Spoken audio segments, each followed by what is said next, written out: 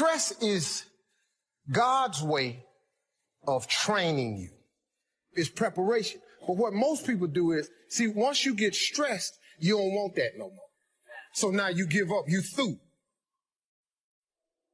Nobody likes stress because some people just let themselves go. But you got to, in order to develop and to change and to grow, stress is necessary. So you got to be willing to go get it every day. There's a story my father told me all the time. Now, I've heard it several different ways. He said, son, he said, every morning on the plains of the eastern Serengeti Desert, there arises a gazelle that realizes that he must run faster than the fastest lion, or he will be eaten and he will die that day. On that same desert arises in the morning a lion that realizes that he must run faster than the fastest gazelle, or he will starve and he will die that day. He says, son, the moral of the story is, no matter who you is, when you wake up in the morning, you needs to be running. Greatness. It's just something we made up. Somehow we've come to believe that greatness is a gift, reserved for a chosen few, for prodigies, for superstars, and the rest of us can only stand by watching. You can forget that. Greatness is not some rare DNA strand. It's not some precious thing. Greatness is no more unique to us than breathing. We're all capable of it. All of us. I always believe leaving no stone unturned. That's what makes you a champion. Sometimes the first year you say, well, you know, I'm so healthy now, what difference is it going to make? You've got to be smarter than that. Just because disaster doesn't fall on us at the end of the first day doesn't mean disaster isn't coming. You've got to be so smart that you look down the road and say, will the errors in my present judgment of philosophy, what's that going to cost me in 1 year, 6 years, 1 month, 6 months? I'm telling you the money cost and the health cost and the success cost is too gigantic if you'll look down the road a little ways and say, are there errors in my current judgment like an apple versus a Hershey bar? Is that just a good illustration of some of the rest of my errors in judgment? If it is, that's where I found myself at age 25. I started working when I was 19. I met my teacher who helped turn my life around when I was 25. That's 6 years. At the end of the first 6 years of my economic life, I've got pennies in my pocket. I've got nothing in the bank. The creditors are calling saying, hey, you told us the check was in the mail. I'm embarrassed. I'm behind on my promises. I live in America. I'm 25-year-old American male. I got a nice family, every reason to do well. And I'm messed up. Now, what's messed up? I used to think it was the community that was messed up, and the country was messed up, and the government was messed up. If those Democrats ever get in the White House, that'll really mess things up. If the Republicans stay in power, that'll really mess things up. The economy was messed up. Interest rates are messed up. I thought all this stuff was messed up. Then I found out that's not what was messed up. I was criticizing the only thing I had to work with. What was really messed up was my own personal philosophy. My own errors in judgment in my own personal philosophy brought me in 6 years to pennies in my pocket, nothing in the bank, and trying to explain why I wasn't doing well, living in America, 25-year-old American male, got a family, every reason to do well. Now, once I understood this, here's the formula for failure: errors in judgment, being lax about developing your own personal philosophy. I'm telling you, it's called accumulated value. It doesn't matter whether it's your health or your bank account. Guy's got an empty bank account, probably has high cholesterol. Why? Over the last 6 years, he never paid attention to either one. And it doesn't matter whether it's a dollar, or whether it's your money, or whether it's your cholesterol count. All you got to do is commit the errors, and just because disaster doesn't fall on you at the end of the first day that you don't eat an apple. You say, well, I didn't eat an apple today, and tonight I'm not ill. Well, you got to be brighter than that. Someday you got to leave first grade.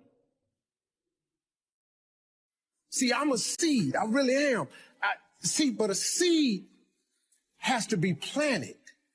A seed got to have dirt put on top of it. If you take a seed and throw it on the concrete and walk off, the sun just burn it up. But guess what? Logically, in my mind, it doesn't make sense that to grow something, you should dig a hole, put it down in there, and cover it with dirt. Logically, that don't make no sense to me. But though. See, dirt is necessary for growth and development. Dirt builds character. Dirt gives you the push-through factor. Dirt makes you come with it when you don't feel like coming with it no more. And you get dirt in a lot of different ways.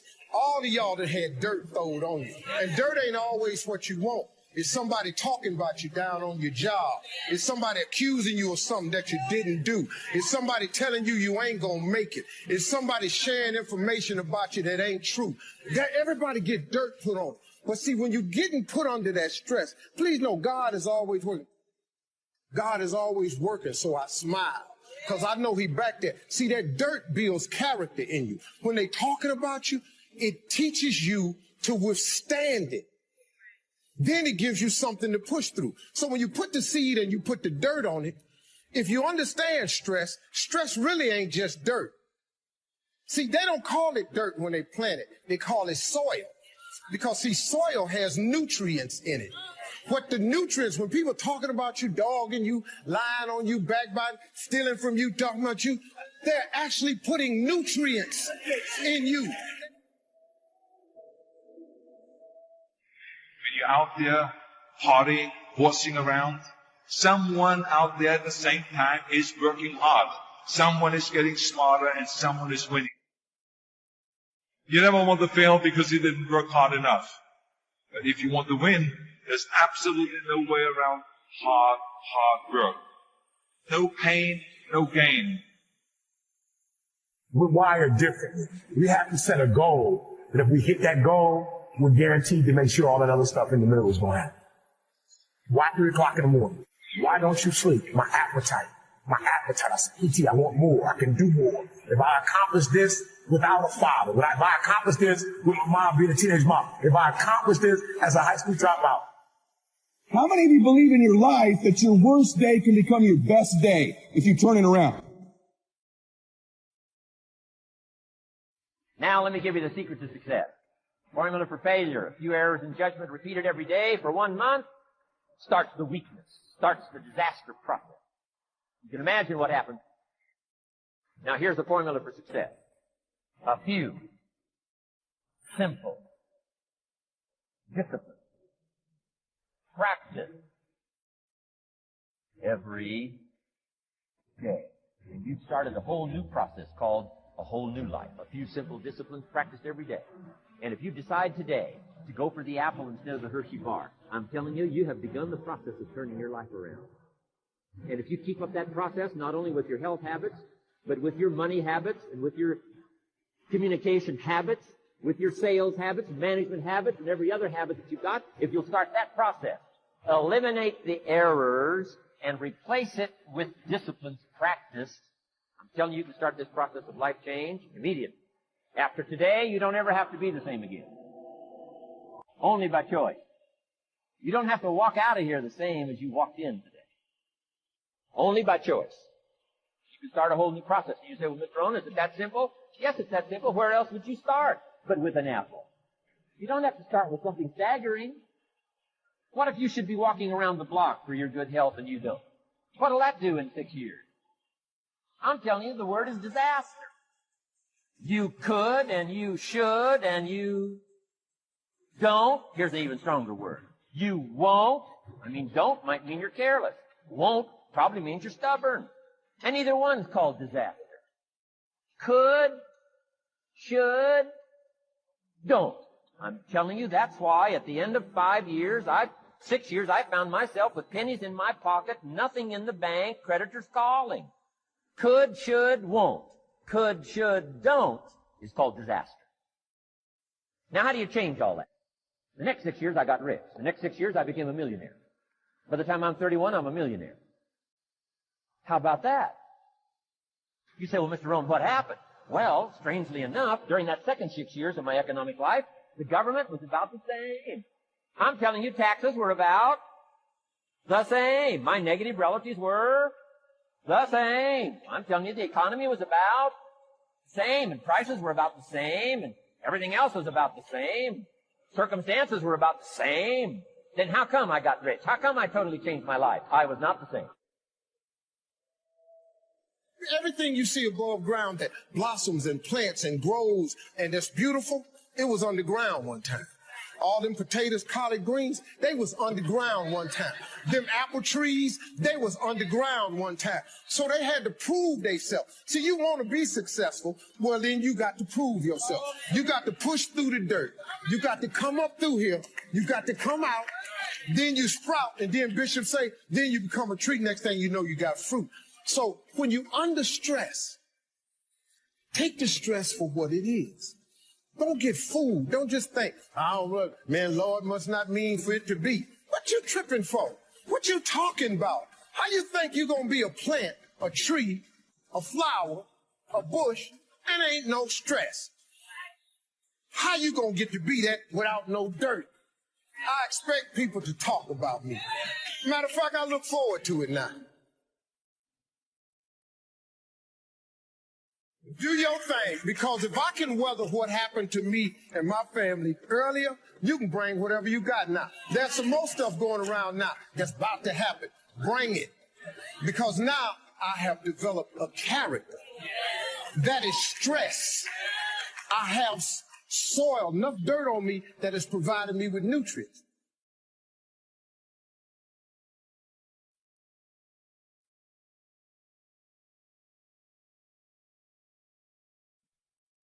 Do you realize that every day you thought you wasn't going to make it?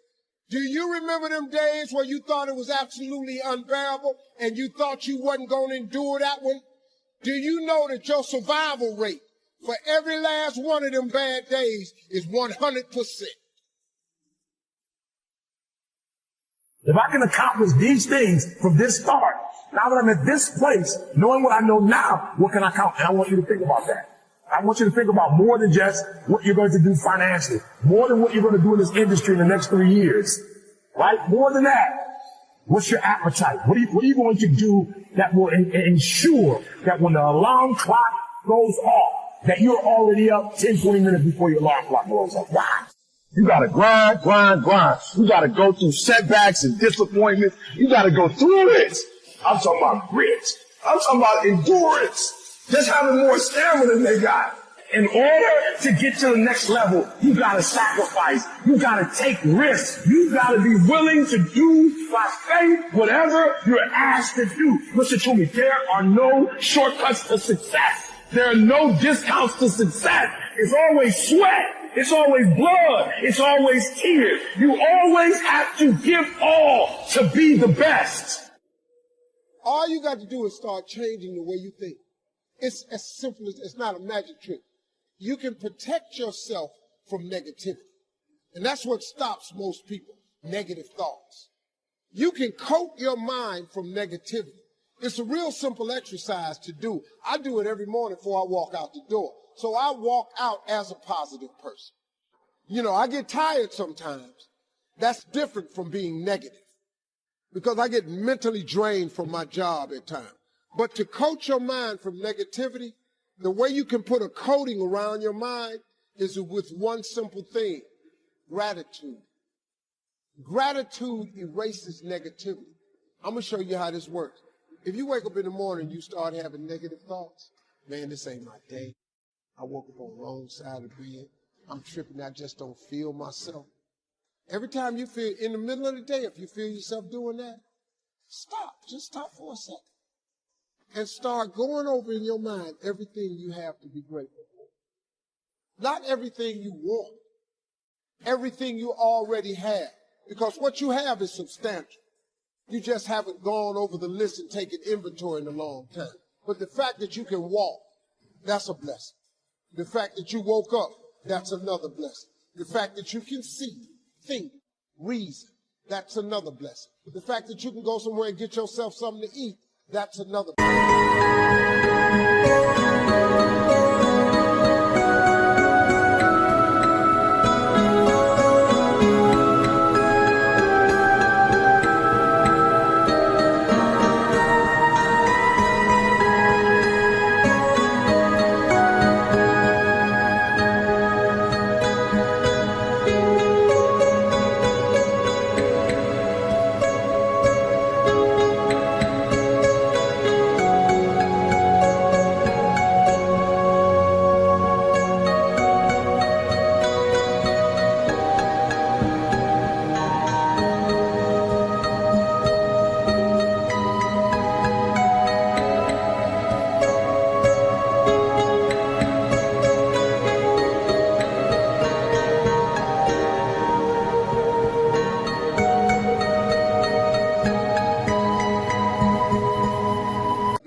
The fact that you can go and turn the key and call someplace home, that's another blessing. The ability to dream is a blessing. The fact that you have an opportunity to get it right is another blessing.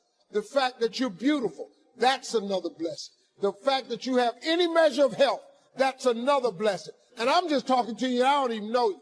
I could give you 50 things you ought to be grateful for right now. I don't even know you.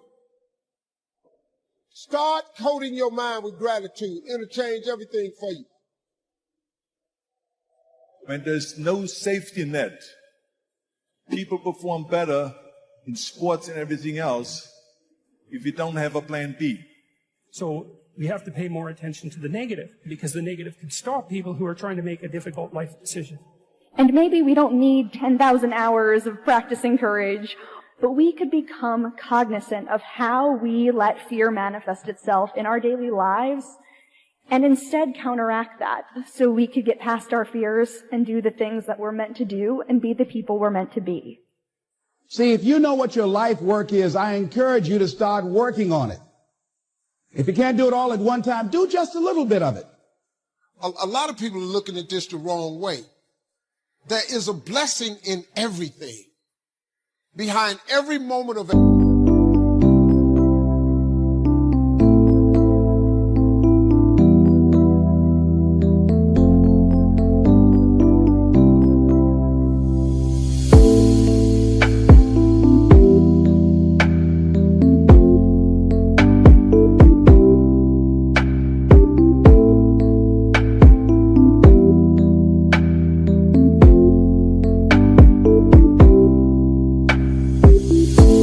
adversity in your life, there is a blessing and a lesson.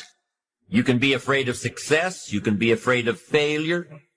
You can be afraid of looking ridiculous. You can be afraid of change, either positive or negative change.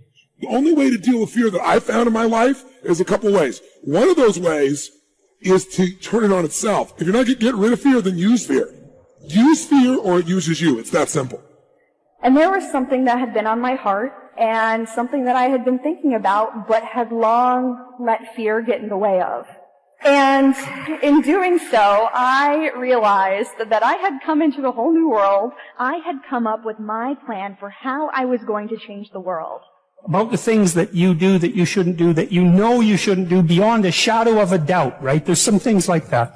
That's bad habits and poor aim and all of the resentment and hatred and aggression and unresolved conflicts and all those things. They're dementing you and warping you, and then think, okay, those things get the upper hand, man. They get the upper hand, and they take you the worst possible place you could go. You don't magnify the degree to which the pain ought to be affecting you. And so really what he means in that is, listen, you're going to get out of your life what you'll accept. And that's really difficult for people, I think, to understand is what you think you're worth and what you're going to tolerate is absolutely what you're going to bring into your life and what the outward part of your life is going to look like. So I'm saying that as you begin to look at where you want to go, if you want to make it today, and things are changing so fast, you have to literally run to stand still. I'm saying that you've got to make some conscious effort to begin to work to develop you. Well, I was going to be doing a lot of things that scared me all the time, and it's something that over the past year and a half of my life I have been so grateful for, especially because I've been able to live my mantra. I've been designing and redesigning and redesigning and redesigning, right? And looking at the blueprint called me and what works and what doesn't work and embracing what works and embracing what didn't work.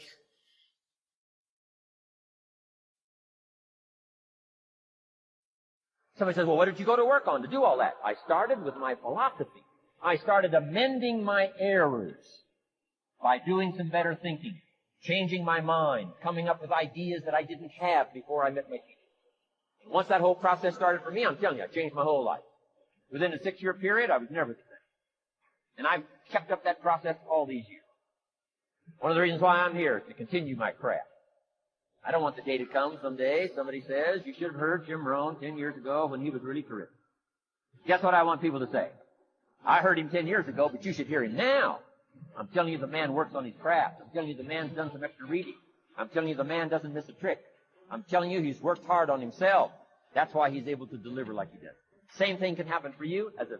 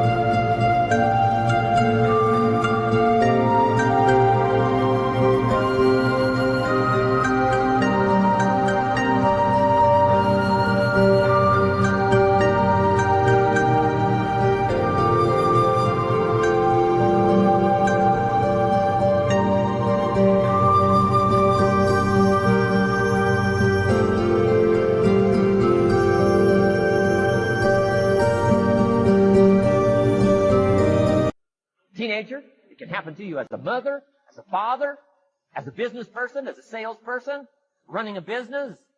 Doesn't matter. Management, wherever you find yourself. This is the process called personal change. And what I say to start with is start with your own philosophy. Your philosophy is going to determine whether or not you go for the disciplines or continue the errors that's called potential disaster. And everybody has it within their power. Well, it was so happy for me to find out at age 25, Mr. Schultz said, Mr. Rohn, you don't have to change country. But you do have to change philosophy.